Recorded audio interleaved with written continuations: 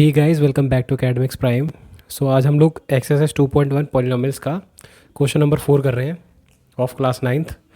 और question number 4 है right the degree of each of the following polynomials. तो हमें जो भी पॉलिनोमियल्स होंगे इस वाले क्वेश्चन में उनकी डिग्री बतानी है। तो सबसे पहले हमको पता होना चाहिए कि डिग्री होता क्या है। सो जैसे ये पॉलिनोमियल है 5x³ + 4x² + 7x।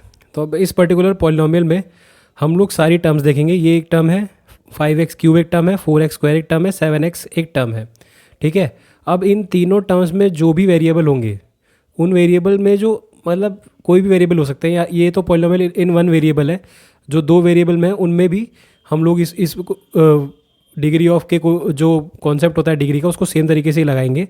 तो इसमें जो वेरिएबल होता है उसकी जो हाईएस्ट पावर होती है, किसी भी वेरिएबल की हाईएस्ट पावर को हम लोग नोट डाउन करेंगे।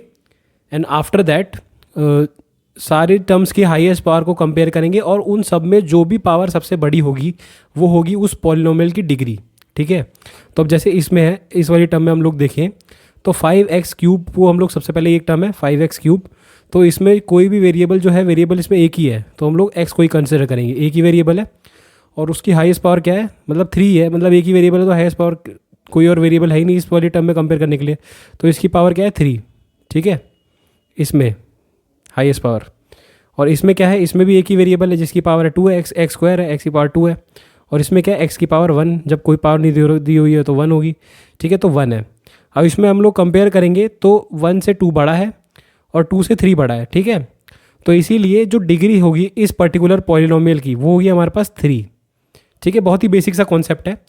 मतलब जिस वेरिएबल की पूरे पॉलिनोमियल में हाईएस्ट पावर होगी, जिस कोई भी वेरिएबल की जो हाईएस्ट पावर होगी उस पर्टिकुलर पॉलिनोमियल में, वो उसकी डिग्री होगी।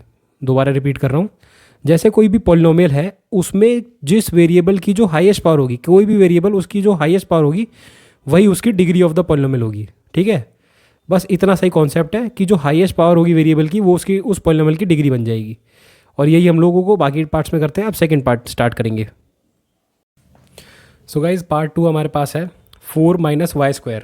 ठीक है, तो 4 - y² की भी हमें डिग्री बतानी है। तो इसकी डिग्री सबसे पहला टर्म का क्या है हमारे पास 4।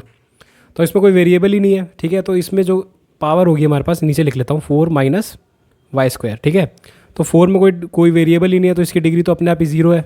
ठीक है, और यहाँ पे y² है, y² और उसका तो y² तो खुद ही एक वेरिएबल है, y जो एक वेरिएबल है, और उसकी पावर क्या है 2। तो यहाँ पे इसकी पावर है 2। ठीक है, इस वाली टर्म की। अब यहाँ पे हाईएस्ट पावर का तो कोई मतलब ही नहीं है, हमको साफ साफ दिख रहा है कि 2 ही एक लौती पावर है, 2 ही एक लौता एक पावर है किसी भी वेरिएबल की। तो देयरफॉर जो डिग्री है, जो हाईएस्ट डिग्री है in the polynomial of any variable is 2। ठीक है, इस पॉलिनोमियल में जो हाईएस्ट डिग्री है किसी भी वेरिएबल में वो 2 है। देयरफॉर डिग्री जो है ये है 2 इस पर्टिकुलर पॉलिनोमियल की। अब थर्ड पार्ट करेंगे। Moving to the next part, part 3। Part 3 is 5t - √7। ठीक है, तो अब ये √7 है और ये कोफिशिएंट की तरह बिहेव कर रहा है। कोफिशिएंट रूट में हो सकता है बट किसी भी वेरिएबल की पावर इस तरह से रूट में नहीं हो सकती। ठीक है, ये कॉन्सेप्ट मैंने पढ़ाया था। तो ये वाला तो परफेक्ट है क्योंकि ये कोफिशिएंट की तरह बिहेव कर रहा है। ठीक है, तो अब इसमें डिग्री बतानी है हमें। तो 5t - √7 जो है हमारे पास दो टर्म है। ठीक है, अब इस पूरे पॉलिनोमियल में भी एक ही हमारे पास वेरिएबल है जो है t। ठीक है, अब t की पावर हमारे पास क्या है, इसमें t की पावर है, ये t की जो पावर है हमारे पास वो है 1 क्योंकि कोई पावर नहीं दे रखी है। और यहाँ √7 है, √7 के साथ कोई वेरिएबल नहीं है, तो यहाँ पे अगर कोई वेरिएबल नहीं है तो इसकी पावर ऑलरेडी 0 है। तो अब हमें साफ साफ दिख रहा है कि इस पूरे पॉलिनोमियल में 5t - √7 में किसी भी वेरिएबल की जो हाईएस्ट पावर है वो तो 1 ही है क्योंकि वेरिएबल ही एक ही है। ठीक है, देयरफॉर इसकी जो डिग्री है वो है 1। ठीक है, पार्ट 3 में 5t - √7 की जो डिग्री है वो हमारे पास क्या है 1।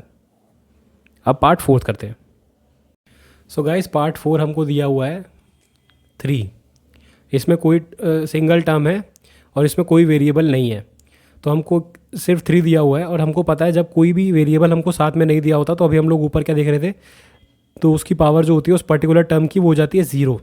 ठीक है, तो इस 3 पर्टिकुलर जो टर्म है इसकी जो पावर होगी वो हमारे पास क्या होगी, 0।